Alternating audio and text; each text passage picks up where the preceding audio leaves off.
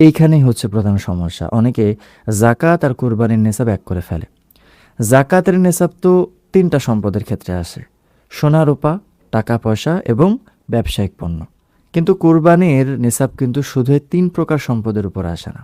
কুরবানির নেসাবের নিয়ম হচ্ছে যে নিত্য প্রয়োজনীয় জিনিসের বাদে যা কিছু আছে সব কিছুই নেসাবের অন্তর্ভুক্ত হবে। অর্থাৎ টাকা পয়সা, সোনা রূপা, অলংকার, বর্তমানে বসবাস ও খোরাকের প্রয়োজন আসে না এমন জমি, প্রয়োজনের অতিরিক্ত বাড়ি, ব্যবসায়িক পণ্য ও অপ্রয়োজনীয় সকল আসবাবপত্র কোরবানির নেসাবের ক্ষেত্রে হিসাবযোগ্য।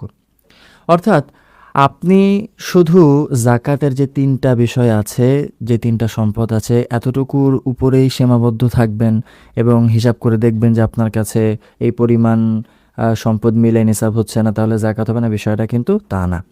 আরেকটা বিষয় হচ্ছে জাকাতের ক্ষেত্রে বছর পূর্তি হওয়া শর্ত।